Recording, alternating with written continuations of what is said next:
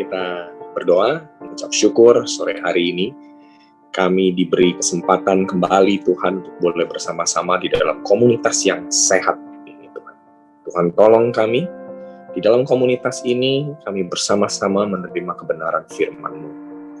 Ajar kami menjadi pria serupa dengan Kristus, menjadi sosok pria yang orang-orang di sekitar kami akan melihat betapa baiknya Yesus.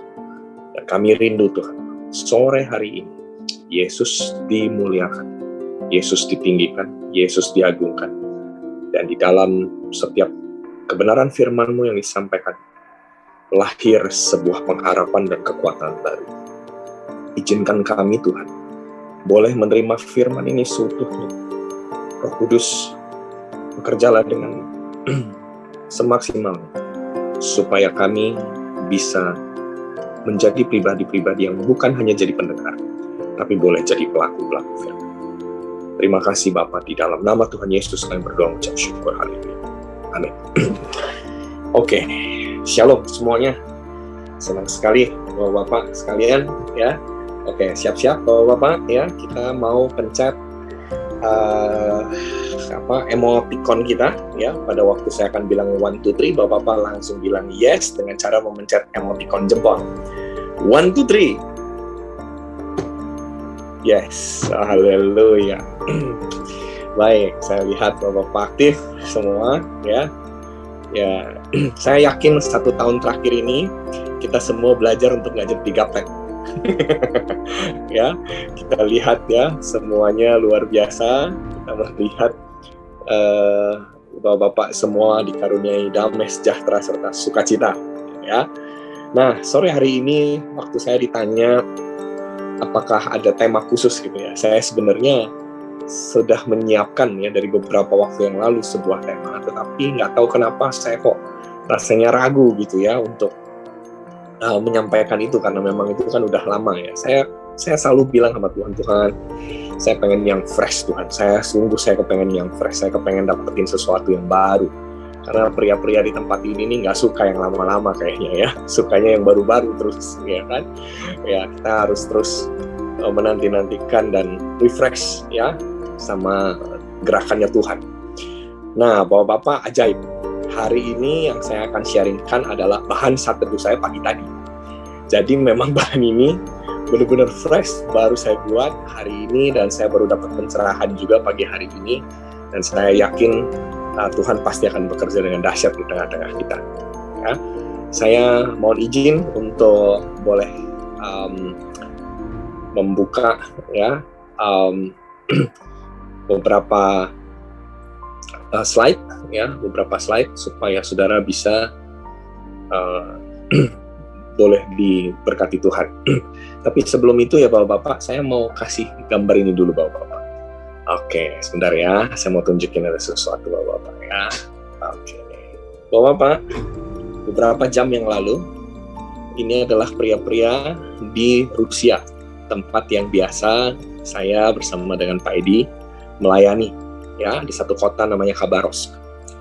Mereka sudah bikin konferensi pria sejati dengan model seperti ini di dalam gedung gereja tanpa social distancing, Bapak-bapak. Ya, jadi mereka udah super excited sekali ya. Ini bahkan anak-anak bisa ikut ya di situ, karena anak ini saya tahu persis ya Bapak-bapak ya. Ini saya tunjukin fotonya. Ini anak ini. Ya. Anak ini adalah anak kandung dari gembala setempat. Sorry. Sudah tampil belum Pak gambar ini? Belum? Sudah tampil. Sudah Pak Rahman, lancar. Nah, gambar ini ya adalah gambar pria-pria yang ada di kota Khabarovsk yang ada di Rusia Timur, tempat saya bersama dengan Pak Edi biasanya kami setiap tahun melayani di kota ini. Ini pusat kegerakan pria yang paling dahsyat di Rusia Timur, dan mereka kemarin dan hari ini mereka melakukan konferensi pria. Ya, jadi mereka metodenya ada konferensi pria, terus kemudian dari konferensi ini diajak berapa banyak yang belum ikut camp, dan mereka nanti didaftarkan untuk berangkat ikut camp. Jadi konferensi ini adalah alat untuk menjangkau pria-pria. Dan yang luar biasa ya, anak yang saya lingkari ini ya, ini namanya Arthur. Arthur ini adalah anak dari pendeta bernama Pastor Vladimir, ya, Pastor Vladimir Park. Pastor Vladimir ini adalah orang yang menggagas, ya, dan membuka, ya, banyak kegerakan pria di Rusia. Seharusnya tahun lalu dan tahun ini kami mengunjungi lagi sekitar 6 sampai dengan 8 kota baru, ya, di Rusia untuk kegerakan Camp Pria Sejati. Tapi karena pandemi semua itu dibatalkan, dan ini ada berita sedihnya. Pastor Vladimir dipanggil Tuhan di awal November tahun lalu karena serangan COVID. Jadi anak ini ya cukup sedih, dan saya sendiri juga sangat kehilangan seorang sahabat pelayanan, ya, di Rusia. Arthur pernah ikut Camp Pria Sejati pertama kali 3 tahun yang lalu bersama-sama dengan saya di satu kota namanya Komsomol, ya, itu kira-kira 8 jam dari kota Khabarovsk ini, Bapak-bapak. Komsomol adalah kota tempat pembuatan pesawat Sukhoi, tapi untuk pesawat tempur, ya. Nah, saudara, inilah gambaran dari camp-camp mereka, dari konferensi mereka, ya. Saudara bisa lihat, ya, mereka begitu excited, ya. Ini yang ada di sini, ya. Mereka udah membiasakan, ya, punya pola yang sama dengan kita, ya. Setiap kali ada session mereka membuka untuk mereka ada kesaksian, ini luar biasa sekali, ya. Dan ini adalah salah satu pastor di Volgograd. Volgograd ini ada di wilayah barat yang seharusnya tahun lalu saya bersama dengan Pastor Edi pergi ke gereja beliau karena beliau sudah mendengar kegerakan pria ini begitu dahsyat, dan beliau kepengen sekali gerejanya ngalamin terobosan buat para pria-pria. Dan beliau dari kemarin dan hari ini menjadi speaker utama, ya, di konferensi ini. Saudara, tadi barusan beberapa menit yang lalu saya menerima gambar ini, ya. Ini adalah pria-pria yang mengikuti konferensi tersebut, dan kita akan terus berdoa supaya kegerakan pria tetap boleh terjalin, ya, dengan dahsyat, ya, di berbagai bangsa, di berbagai kota. Jadi kalau saudara hari ini ada di CNN, bilang sama sebelah kiri kanan, kita nggak salah ada di sini. Ya, mari kita berikan tepuk tangan secara digital, Bapak-bapak, ya, di layar kita. Oke, haleluya. Oke, Bapak-bapak, sore hari ini saya ingin share sesuatu yang jadi bahan saat teduh saya pagi tadi, Bapak-bapak, ya. Saya mencoba untuk sepanjang hari ini mencari judul yang tepat, tapi saya nggak berhasil menemukan. Tapi paling tidak nggak usah ada judul, yang penting saya membukakan dengan firman Tuhan, ya, di dalam Lukas pasal yang ke-14 ayat 34-35. Ini adalah bahan saat teduh saya tadi pagi. Garam memang baik, tetapi jika garam juga menjadi tawar, dengan apakah ia diasinkan? Tidak ada lagi gunanya, baik untuk ladang maupun untuk pupuk, dan orang membuangnya saja. Saudara yang dikasihi Tuhan, Kristus sudah menyampaikan, ya, di dalam firman-Nya bahwa kamu adalah garam dan terang dunia. Ya, kamu adalah garam. Ya. Nah, saudara, kita seringkali lupa bahwa seorang pria di masa apapun statusnya dia adalah seorang anak. Dan kita seringkali juga lupa bahwa status kita sebagai seorang pria, kita juga adalah orang yang seharusnya menggarami dunia, bukan digarami oleh dunia.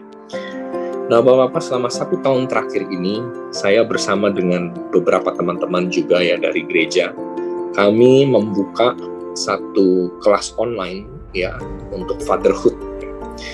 Dan juga kami sempat juga, saya lihat, ya, di sini ada teman-teman yang ikut juga kelas saya tentang Strong Father in the Tough Time, terus juga Father with Hope, dan yang terakhir ini adalah kelas tentang Miracle for the Father. Nah, di kelas-kelas itu saya menemukan, ya, setiap pria yang ikut atau join, ya, di dalam kelas-kelas itu, saya melihat mereka kehilangan, ya, mereka kehilangan prinsip-prinsip tentang garam. Nah, sore hari ini saya ingin mengulang, atau saya ingin mengingatkan kepada kita semua bahwa hidup kita di masa apapun, kita harus mengerti bahwa kita adalah garam. Dan kita harus benar-benar menjadi garam yang impactful tentunya, ya, sesuai dengan maknanya. Kalau di sini dikatakan garam memang baik, ada berapa memang kebaikan tentang garam? Saya menemukan yang pertama, garam itu punya tugas untuk mengawetkan. Nah, saudara yang dikasihi Tuhan, William Barclay menuliskan prinsip tentang awetnya sesuatu atau benda karena garam itu seperti meletakkan jiwa yang baru ke dalam hal yang aneh. Saya suka dengan statementnya William Barclay ini. Dia katakan bahwa meletakkan jiwa yang baru. Saudara, hari-hari ini kita tahu ya, di tengah-tengah gempuran pandemi dan kesulitan di tengah-tengah kita melihat ada begitu banyak jiwa rontok. Saya memperhatikan dan memfollow beberapa ahli di bidang mental health. Mereka mengatakan selama 1 tahun terakhir ini begitu banyak orang stres, begitu banyak orang ngalamin depresi, dan mereka sepertinya kehilangan jiwa yang segar. Saudara, kita sebagai pria, kita punya tanggung jawab untuk menjadi garam kepada orang-orang di sekitar hidup kita. Tugas kita, bagaimana cara kita menerapkan fungsi garam yang awet ini, yaitu dengan cara apa? Kita memelihara kesegaran, memelihara kedamaian, memelihara kebenaran kepada orang-orang yang ada di sekitar kita. Saudara yang dikasihi Tuhan, setiap pria dipanggil untuk menghadirkan hal-hal yang baru, menghadirkan sesuatu yang menyegarkan, yang memberikan kekuatan baru ke dalam kehidupan, kedamaian, dan kebenaran. Saudara, bagaimana dengan hidup kita hari ini? Apakah kita memberikan kesegaran kepada rumah, kepada keluarga kita, kepada sahabat-sahabat kita? Memelihara kesegaran gimana caranya? Saudara, saya tahu ada begitu banyak tekanan, ada begitu banyak hal-hal yang sulit di tengah-tengah hidup kita. Tapi bukankah Tuhan memberikan kepada kita sebuah kapasitas garam ini supaya apa? Supaya jiwa orang-orang yang ada di sekitar kita menjadi awet. Artinya apa? Ya, nggak ada sakit. Ya, kita harus bangun, saudaraku.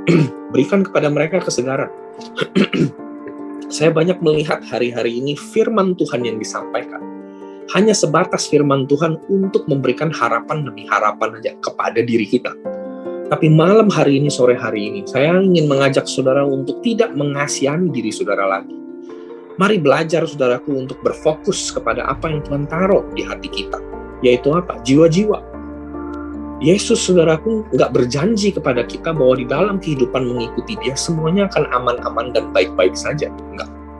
Tapi Yesus berjanji kepada kita bahwa setiap langkah kehidupan kita pasti ada penyertaannya Dia. Penyertaan Dia artinya apa? Bahwa kita disertai untuk apa? Untuk kita bisa impactful. Punya tugas yang mulia, punya tugas yang dahsyat. Saya tahu ada begitu banyak orang susah hari ini, tapi di tengah-tengah kesusahan, maukah kita hari ini berfungsi memelihara kesegaran kepada orang-orang yang Tuhan taruh dalam kehidupan kita? Dengan cara apa? Dengan cara menelpon mereka, dengan cara menguatkan mereka. Saudara, beberapa bulan yang lalu, saudaraku, sahabat kita, Pak Untung, saudaraku yang ada di Kediri, ya, terinfeksi COVID.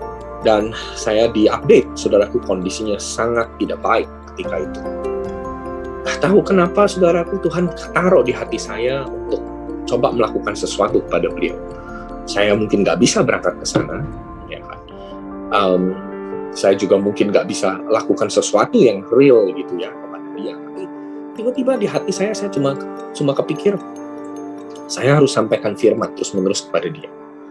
Dan kita punya media, punya teknologi yang dahsyat yang bukan hanya sekedar kita lihat. Karena biasanya orang kalau udah terbaring di atas ranjang suruh sambil lihat handphone juga, lama-lama dia juga akhirnya juga capek. Saya ngajar tentang bahayanya digital, jadi saya akan berusaha untuk tidak memberikan pesan-pesan digital yang berlebihan ya tentunya ya secara visual seperti itu. Dan kita punya ruang kan untuk secara auditori. Akhirnya apa? Saya rekam suara saya. Setiap pagi saya bacain firman Tuhan dan saya kirim ke Pak Untung. Saya bersyukur sekali dalam waktu beberapa hari, ya almost 2 weeks kalau nggak salah, hampir 2 minggu, saya lihat Pak Untung mulai ngalamin kesembuhan, mulai ngalamin terobosan. Kenapa? Karena dia mungkin capek ketika dia melihat screen. Tapi kita bisa, saudaraku, untuk mengirimkan pesan, voice note seperti itu, saudara. Pelihara, saudaraku, kesegaran. Dengan cara apa? Berikan firman Tuhan. Pelihara kedamaian. Saudara, orang-orang yang ada di sekitar kita, dia membutuhkan kedamaian. Dari apa? Dari respon-respon kita, saudaraku. Dari apa? Dari situasi, dari sikap kita, saudara. Nah, jangan-jangan kita hari ini kita lebih banyak bersusah payah, tapi kita lupa bahwa kita juga harus menyebarkan kedamaian, saudara. Ya, gimana cara kita menyebarkan kedamaian? Ya, sebarkan respon yang baik, saudara. Ya, sebarkan respon yang membangkitkan iman, sebarkan respon yang membangkitkan kekuatan, saudara. Ya, beri damai, saudara. Saya tahu di luar sana ada begitu banyak hoax, ada begitu banyak berita-berita simpang siur ke sana dan kemari. Mari saudara, hentikan jempolmu saudaraku untuk memberikan komentar. Kenapa saudaraku? Saya mesti bilang saudaraku, saya muak saudaraku lihat pria saudaraku yang sok tahu, yang dia nggak ngerti tentang politik, dia nggak ngerti tentang ekonomi, dia nggak ngerti tentang kesehatan, tapi dia sok pinter dan memberikan komentar terhadap semua hal yang sebenarnya dia nggak ahli di bidang itu, saudara. Saudara, kita jangan jadi orang yang cuma sekedar memforward berita, saudara. Saudara, mari hentikan, saudara. Saya melihat saudaraku bahkan di grup-grup pria sejati, saudaraku, sikap ini, saudaraku, masih terus-menerus terjadi, saudaraku, yaitu apa? Menyebarkan sesuatu yang tidak tahu juntrungannya benar atau tidak, saudara. Saudara, lebih baik kita menyebarkan kedamaian, saudaraku, daripada kita mengomentari, saudaraku, situasi atas negeri ini, saudara. Tuhan nggak panggil kita untuk berkomentar. Tuhan panggil kita untuk bertindak, saudara. Dan tindakan yang paling mudah untuk kita bisa lakukan adalah beri kedamaian, saudara. Stop, saudaraku, untuk menyampaikan berita-berita yang tidak benar. Bapak-bapak, kalau engkau merasakan ada pesan-pesan di media sosial Anda dan Anda ngerasa itu diberkati, cek dulu, saudara. Biasakan untuk tidak mem-forward. Lebih baik saudara yang menciptakan pesan itu, saudara. Saudara, saya ngerti, saudaraku, setiap orang, saudaraku, pasti kepengen ingin menolong yang lain. Tapi ingatlah, saudaraku, kita bukan Tuhan. Ya, ada Tuhan yang memperhatikan hidup kita, saudara. Dan saudara tahu sendiri, rata-rata setiap orang, saudaraku, punya 20 sampai dengan 30 grup, saudaraku, di handphonenya. Mungkin berita yang sama akan diterima berkali-kali, saudara. Saudara, kita jadi pria sejati, seharusnya kita meletakkan jiwa yang segar, meletakkan jiwa yang baru kepada hal-hal yang mungkin tampaknya buruk. Saya suka, saudaraku, dengan seorang hamba Tuhan yang mengatakan, fungsi garam adalah antiseptik. Antiseptik itu artinya apa, saudaraku? Menghabisi atau membuang setiap racun. Mari, saudaraku, jadilah pria yang menyebarkan kesembuhan, bukan yang menyebarkan racun. Mari berfungsi jadi garam, saudara. Ya, berfungsi jadi garam. Yang berikutnya, saudaraku, pelihara kebenaran. Kita sendiri memelihara kebenaran. Kita tunjukkan bahwa kebenaran kita hidupi, saudaraku, dengan baik. Kalau orang memelihara kebenaran, dia pasti akan mudah untuk menyebarkan kedamaian. Dan kedamaian yang dia sebarkan akan menghasilkan kesegaran buat orang yang ada di sekitarnya. Ingat, saudaraku, garam memberikan awet, saudara. Memberikan preserve, mengawetkan, saudara. Menjaga supaya dia nggak mati. Jangan kita tambahin lagi, saudara. Mari kita berusaha untuk menyampaikan pesan yang membuat kita mengalami sebuah kesegaran. Kalau saudara hari ini punya perilaku di media sosial hanya sekedar mem-forward, hentikan, saudara. Lebih baik saudara menciptakan satu pesan firman Tuhan dari saat teduh saudara yang dibagikan kepada orang. Inilah yang namanya meletakkan jiwa yang baru ke dalam hal yang mungkin sudah mati atau mau mati. Hal yang kedua, saudara, garam punya fungsi memberi rasa. Apa artinya memberi rasa, saudara? Saudara, garam dia memberi rasa, memberi keharuman, saudara. Dengan hadirnya garam di makanan, saudara, makanan itu jadi nikmat, saudara. Hadirkan kenikmatan, ini bicara tentang hadirkan sebuah pengharapan, saudara, kepada orang-orang yang ada di sekitar kita. Firman Tuhan katakan di 2 Korintus, tapi syukur bagi Allah yang dalam Kristus selalu membawa kami di jalan kemenangan dengan perantaraan kami yang menyebarkan keharuman pengenalan akan Dia di mana-mana. Saudara, sadarkah hidup saudara itu menyebarkan tentang Yesus, saudara? Respon saudara terhadap krisis ini akan menjadi contoh yang baik, saudaraku, buat orang-orang di sekitar saudara, bahwa saudara tahan, survive di dalam krisis. Saudara, hidupmu adalah hidup yang menyebarkan keharuman tentang Kristus. Saudara, jangan rendah diri. Betul, kita mungkin hari ini kehilangan. Betul, mungkin kita hari ini sedang mengalami yang namanya keterpurukan, saudara. Betul. Tapi saudara mesti ingat, hidup saudara tetap bisa menyebarkan keharuman. Di tengah-tengah kesulitan, saudara tetap bisa menyebarkan kekuatan, keharuman yang baik. Saudara. Saya ambil contoh salah satu anak binaan kami, saudaraku. Beberapa waktu yang lalu, saudaraku, sebulan yang lalu tepatnya, mamanya kena COVID, saudara. Dia cukup terpukul dan dia cukup kaget, saudaraku, karena mamahnya, saudaraku, posisinya nggak terlalu baik, CT-nya sangat rendah sekali. Dan setelah beberapa hari, ternyata begitu mereka tes, ternyata anaknya juga terkena COVID, karena anaknya sempat mengantar mamahnya pergi bolak-balik untuk swab. Dan papahnya, saudaraku, yang berumur 70-an tahun, saudaraku, yang pernah kena penyakit penyerta yaitu jantung, itu juga kena COVID, saudaraku, dengan CT yang sedikit lebih baik dari istrinya.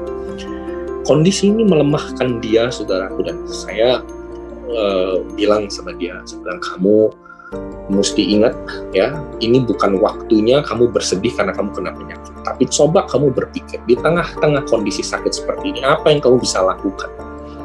Apa yang kamu bisa kerjakan? Ingat, di dalam sakit pun Tuhan bisa pakai kita. Tiba-tiba Tuhan kasih dia hikmat, saudaraku, yaitu apa, saudaraku? Dia punya mobil, saudaraku, ya, Nissan Serena kalau nggak salah. Dia tiba-tiba dia bertanya kepada saya, Kak, bisa nggak mobil saya didesain gimana caranya supaya bisa jadi alat transportasi buat penderita COVID? Maksud kamu, saya? Iya, saya pikir saya aja kesulitan untuk ngantar mamah saya pergi ke rumah sakit.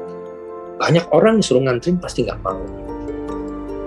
Terus dia bilang, boleh nggak modifikasi mobil saya supaya mobil saya bisa jadi tempat untuk memberkati banyak keluarga-keluarga yang lain, menjadi mobil transportasi penderita COVID. Dan itu free of charge. Saya pikir mulia banget nih orangnya.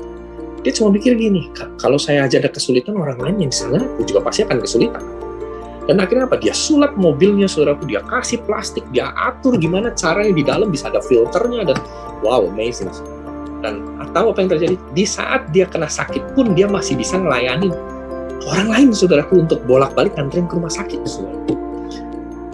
Saudara, dan dia katakan apa? Justru di tengah-tengah sakit, aku kok bisa merasakan bahwa hidupku ini ya bisa memberikan satu impact gitu ya buat orang lain, seperti itu.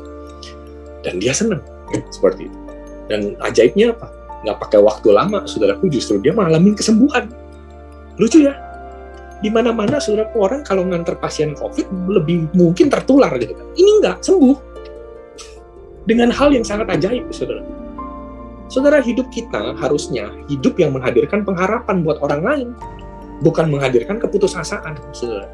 Pria didesain sama Tuhan untuk menghadirkan pengharapan. Kenapa? Karena pengharapan yang Tuhan kasih itu ada di dalam kehidupan pria, ada di dalam Yesus. Dan kalau pria kuat di dalam Kristus, pengharapan juga pasti akan kuat di dalam kehidupan.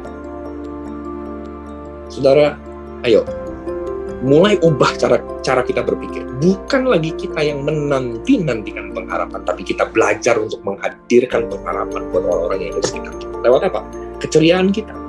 Lewat apa? Keseimbangan kita. Lewat apa? Lewat keberanian kita. Saudara, saya tahu di masa-masa seperti ini ada banyak resiko, tapi kita dituntut sama Tuhan untuk jadi orang-orang yang berani. Pria nggak didesain sama Tuhan untuk jadi pengecut. Pria didesain sama Tuhan untuk berani, saudara. Saya tahu dengan segala macam resikonya. Mari, saudara, hadirkan pengharapan.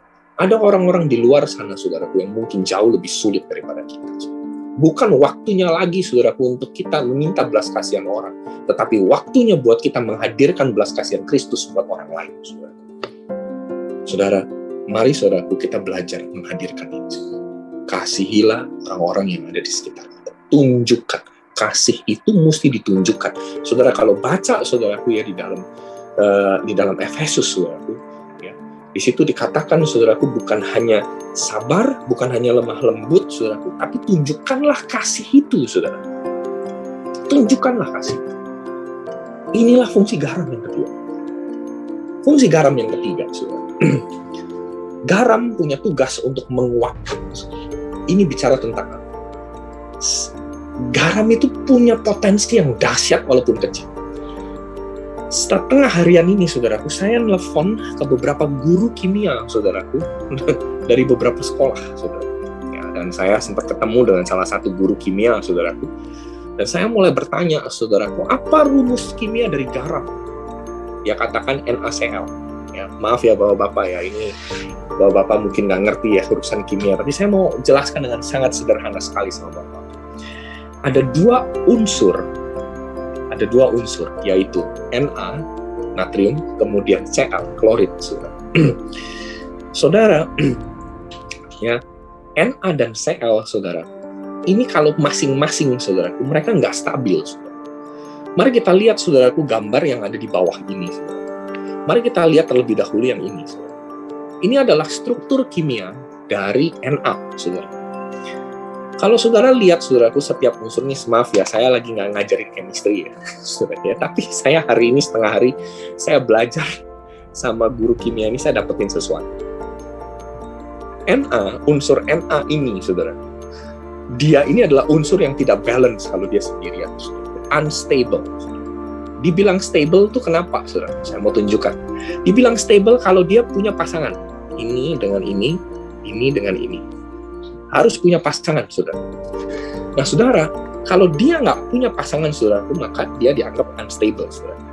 Dan di kulit masing-masing unsur, saudaraku, dia harus punya pair. Kulit yang pertama, saudaraku, Na punya temannya ini.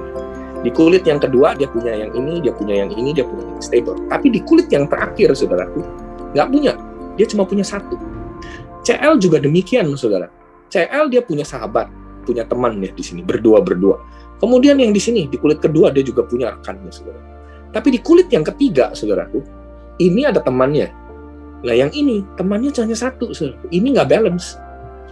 Makanya, saudaraku, Na ketemu dengan Cl, jadinya NaCl, artinya apa? Ada satu bagian, saudaraku, ya, satu ionnya ini, saudaraku, pindah, saudaraku, ke Cl, supaya apa? Dia bergabung di sini. Akibatnya apa? Akibatnya Na menjadi stabil, Cl juga menjadi stabil. Nah, ketika dua-duanya menjadi stabil, secara ilmu kimia, bila dua unsur menemukan tingkat kestabilan, maka akan menghasilkan sebuah kekuatan yang dahsyat. Makanya dibilang begini sama Tuhan, ya kan? Tuhan berkata, saudaraku, garam itu, ya kan? Dengan apa lagi dia bisa diasinkan, saudara? Kenapa? Karena pada dasarnya garam nggak mungkin nggak asin, saudara. Dia punya kekuatan yang dahsyat sekali, saudara. Fungsi garam yang baik adalah dia menguatkan, saudaraku, satu sama lain, saudara. Nah, bagaimana dengan hidup kita, saudara? Apakah kita, saudaraku, boleh dikuatkan, saudaraku, dengan komunitas?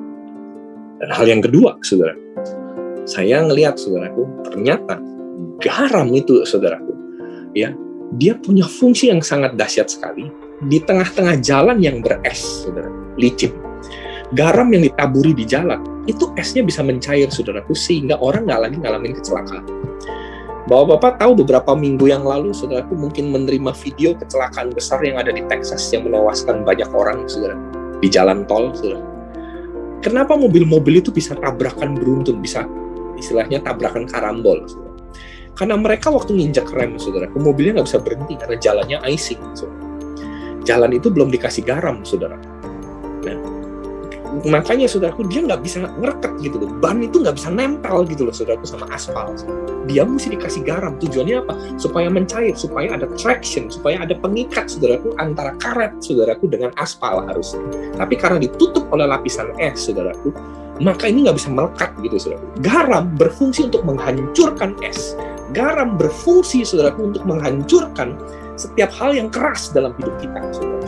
Kenapa Tuhan bilang kamu adalah garam? Karena Tuhan mau kita mampu menghancurkan setiap hal yang buruk dalam hidup kita, saudara. Makanya dikatakan kamu adalah garam. Saudara, selama pandemi ini, saudara, saya mau tanya, adakah hal yang buruk yang saudara lepaskan selama pandemi ini? Saudara? Atau malah selama pandemi ini, saudara, menghadirkan hal-hal yang buruk lebih banyak, saudara. Pria, Anda jangan pernah lupakan itu. Anda tuh punya potensi yang dahsyat. Sekalipun kecil, potensi itu luar biasa dalam hidupmu.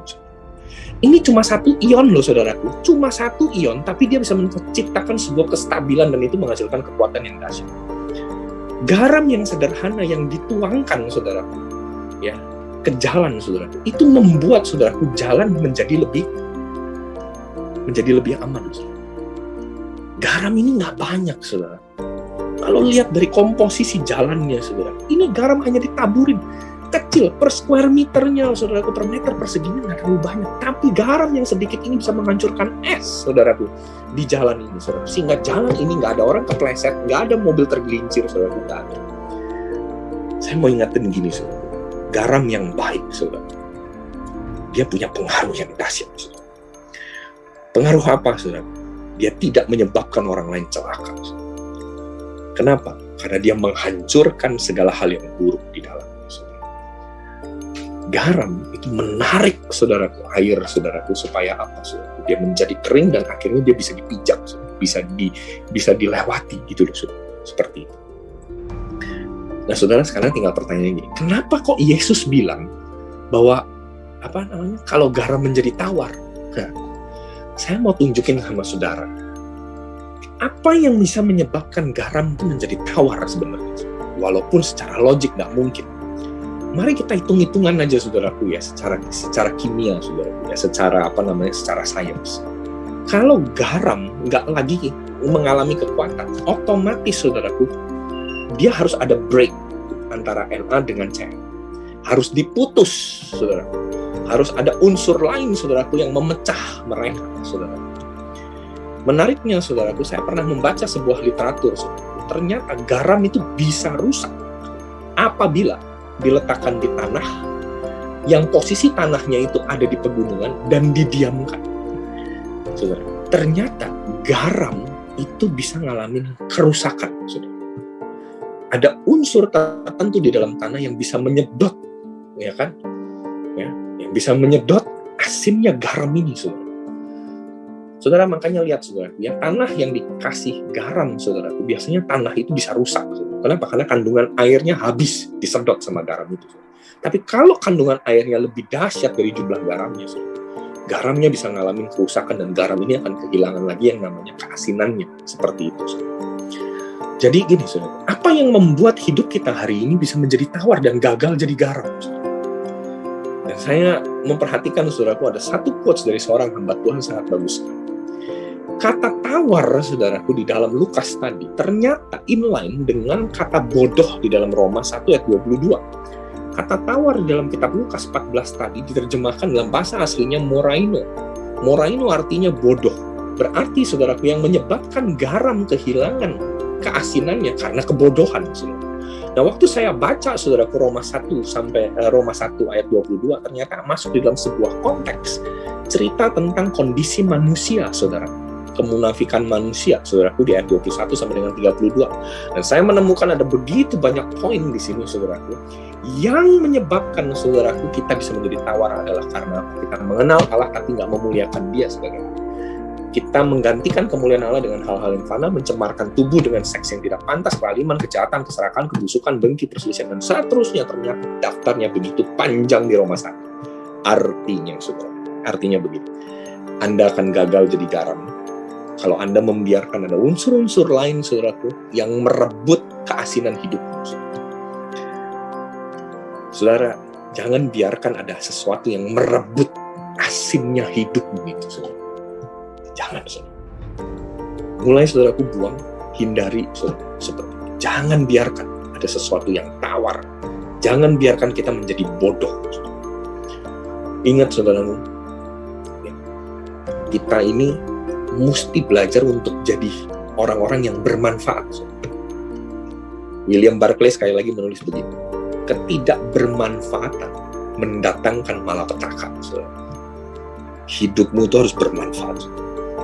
Kalau hidup kita nggak bermanfaat, yang datang pasti malapetaka.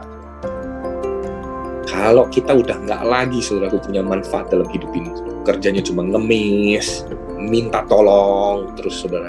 Tapi kita nggak lagi, saudaraku, mau, saudaraku, untuk berfungsi, melakukan sesuatu, saudara. Ya, siap-siap, saudaraku, malapetaka akan hadir dalam hidup kita. Hidup kita harus punya arti, hidup kita harus punya impact, kurang lebih begitulah, saudara. Mari, saudaraku, jadilah garam, ya. Jadilah garam yang benar-benar baik, saudaraku, dan jangan pernah menjadi tawar. Saudara. Saya mau tutup, saudaraku, dengan sebuah cerita. Cerita ini saya dapatkan beberapa minggu yang lalu ya. Jadi persis minggu yang lalu ya, seminggu yang lalu. Saya bersama dengan Pak Reinhardt di sini ya, atau ada Pak Sukhoi nggak di sini ya, atau Pak Hendra Kwek gitu ya. Kalau ada di sini, mereka pasti tahu ya, kita pergi bersama ke Ungaran ya. Dan di Ungaran ini kami pergi ke salah satu tempat camping atau tempat retret gitu ya. Dan di sana kami ketemu dengan kebun kopi, saudaraku. Dan di tengah-tengah pohon-pohon kopi itu kami menemukan ada satu pohon kopi yang unik sekali, saudaraku, seperti yang ada di gambar sebelah kiri ini. Pohon kopi ini unik sekali, saudaraku. Akhirnya saya beri nama pohon kopi ini persis seperti salah satu judul di materinya Strongman. Tumbuh besar atau terlempar. Bukan tubuh besar atau terlempar ya. Tumbuh besar atau terlempar. Saudara, pohon kopi ini kalau saudara lihat ya, tengahnya itu bolong, saudara. Tengahnya bolong. Tapi menariknya, saudaraku, daunnya begitu baik, saudaraku, di sini. Dan di sini ada biji-biji kopi, saudaraku, yang baik, saudara. Ada banyak banget biji-biji kopi yang baik. Saya sama Pak Supri pada waktu itu, saudaraku, waktu melihat pohon ini, kami amazed, sungguhan amazed. Pohon ini masih bisa berbuah, masih bisa menghasilkan buah, saudara. Padahal tengahnya problem, saudara. Apa yang akhirnya kami simpulkan dari sini? Saudara, di tengah-tengah masa ini, saudara, setiap orang mungkin bisa ngalamin krisis. Dan memang di mana-mana orang kalau mau tumbuh besar, pasti harus ngelewatin tantangan, harus ngelewatin krisis, saudara. Cuma masalahnya gini, ketika kita ngelewatin krisis, kita jadi menang apa kita jadi mati, itu aja. Dan akhirnya, saudaraku, kami mencoba, saudaraku, untuk mendefinisikan beberapa hal. Yang pertama, saudara. Yang pertama, saudaraku, mari kita lihat dulu ini. Di bagian tengah ini begitu padat. Ini bicara tentang apa? Batang. Batang itu gambaran tentang kekuatan, saudara. Setiap hidup kita Tuhan udah kasih talenta. Kita setuju ya? Setiap hidup kita Tuhan udah pasti kasih kita kepandaian. Tuhan kasih kita keahlian. Tuhan kasih kita pengalaman. Itu bisa jadi kekuatan kita. Tapi di mana-mana orang kalau mau bertumbuh pasti harus ngalamin tantangan. Makanya hal yang kedua, saya beri nama krisis. Saudara bisa lihat di pohon ini, saudara. Ini saya udah zoom jauh lebih dekat. Ya, kosong, saudara. Mungkin krisis yang saudara lagi alami krisis keuangan, krisis yang saudara lagi alami krisis kesehatan, mungkin krisis yang saudara lagi alami krisis hubungan. Setiap orang bisa mengalami, dan seorang sahabat saya bilang begini, kalau memang mau bertumbuh harus bisa melewati krisis, karena pada dasarnya setiap orang punya krisis. Cuma masalahnya, kita mau menang nggak waktu kita melewati krisis? Pohon ini mengambil keputusan untuk tetap bertumbuh dan berbuah. Makanya diberi nama kemenangan, saudara. Ada buahnya, ada daunnya, dan sehat, saudara. Apa yang menyebabkan pohon ini tetap bisa bertumbuh? Ternyata kuncinya bukan hanya dari tengah ke atas. Bukan. Tetapi, saudaraku, yang menyebabkan dia bisa bertumbuh, saudara. Justru poinnya ada di mana, saudaraku? Justru poinnya ada di bagian ini, saudara. Di bagian bawah ini. Apakah ini? Akar, saudara. Yang nggak terlihat itu yang jauh lebih penting. Yang nggak terlihat itu apa? Inilah yang namanya karakter, saudara. Saudara, saya rindu malam hari ini atau sore hari ini, saudara. Saudara mengingat baik-baik, saudara, bahwa saudara harus bertumbuh di dalam karakter Kristus. Bertumbuhlah di dalam kesetiaan, bertumbuhlah di dalam keberanian. Itu dengan kata ini, bertumbuhlah di dalam karakter-karakter garam yang tadi saya sudah sampaikan. Bertumbuhlah di sana. Krisis boleh terjadi dalam hidup, tapi krisis nggak akan membuat hidupmu mati. Krisis akan membuat hidupmu justru tetap mengalami kemenangan, dan ini akhirnya menjadi sesuatu yang indah. Lihat pohon ini, saudara. Akhirnya pohon ini, saudaraku, menjadi sebuah hal yang menarik, yang baik untuk dibahas, yang indah, saudaraku, untuk kita alami, dan kita boleh berjumpa dengan kebenaran firman Tuhan, saudaraku, lewat kejadian ini. Kenapa? Karena di bawah tanah pohon ini, saudara, itulah yang menguatkan. Karena di bawahnya, saudara, tetap masih terus mau mencari sumber-sumber yang tepat, saudara. Mari, saudaraku, bangun sikap hidup kita dengan baik, saudaraku. Ya, jadilah garam, saudaraku. Jadilah pribadi-pribadi, saudaraku, yang tangguh di dalam karakter, ya, bukan cengeng, saudaraku. Kita ini pria, saudaraku, ya, kita ini laki-laki. Dan saya ingin ingatkan kepada saudara, kita hampir 1 tahun melewati pandemi ini. Kalau saudara hari ini masih cengeng, saudaraku, masih terus ngerasa kurang ini, kurang itu, saudaraku, saudara harus bertobat. Saya mohon maaf sekali lagi, hal yang saya mau sampaikan malam hari ini mungkin cukup keras buat Anda, tapi itu yang kita butuhkan. Dunia membutuhkan keberanian dari hidup seorang. Dunia perlu melihat bahwa kita adalah pria-pria yang berkarakter Kristus. Kita adalah pria-pria yang berani, saudaraku, untuk menyatakan kebenaran. Kita adalah pria-pria, saudaraku, yang berani menyatakan bahwa kesetiaan itu adalah hal yang utama, yang esensi di dalam kehidupan ini. Teruslah saudara jadi berkat, ya, buat orang-orang di sekitar hidupmu. Ingat, saudaraku, berikan kedamaian, berikan kesetiaan, saudara. Jadi contoh buat keluargamu, saudara. Ya, jangan lemah di hadapan mereka, saudara, tapi tangguhlah, ya, di depan mereka, saudara. Ya. Gimana caranya kita bisa tangguh? Kita tentu udah tahu, ya, hampir setiap hari kita melakukan Coram Deo, saudara. Coram Deo melatih hidup kita, saudaraku, untuk punya karakter Kristus yang dahsyat itu, saudara. Terus setiap hari renungin firman Tuhan, saudara. Nanti lihat, saudara tetap akan hidup dan bahkan justru saudara akan bertumbuh dan berbuah dengan mantap, saudara. Saudara jangan khawatir kalau saudara ngerasa punya kekuatan yang kecil sekalipun. Lihat NaCl tadi, hanya 1 ion, tapi dia menjadi unsur yang sangat kuat sekali, saudara. Saya berharap saudara paham apa yang boleh saya sampaikan ini. Saya rindu supaya setiap saudara boleh dikuatin, ya, oleh kebenaran firman Tuhan pada hari ini. Kiranya damai sejahtera Tuhan Yesus Kristus menyertai kehidupan kita semua. Ya, Tuhan Yesus memberkati.